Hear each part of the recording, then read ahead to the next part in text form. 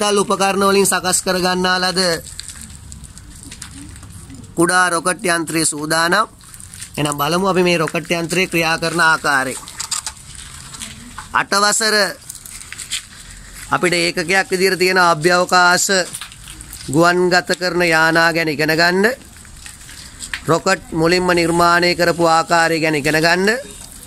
ඒ අනුව අපිට අත්දැක බැලීම් කරන්න සිද්ධ වෙනවා ජල රොකට් පිළිබඳව. ලංකාවේ දැනට ක්‍රියාත්මකයි ජල රොකට් නිර්මාණය කරන ස්ථාන. ඒ වගේ මේ සඳහා වෙන් වුණු තරග තියෙනවා. අපි බලමු නවීන ක්‍රමයට සකස් කරන ලද මේ ඉතා පහසුවෙන් ක්‍රියා කර හැකි රොකට් යන්ත්‍රය සකස් කර ගන්න ආකාරය. හොඳයි දැන් සියල්ල සූදානම්. ගුවන්ගත වීමට අවශ්‍ය පීඩනය ලබා දෙනවා. අපි සාමාන්‍ය හඳුන්වන්නේ ජල රොකට්ටුවක් ලෙස.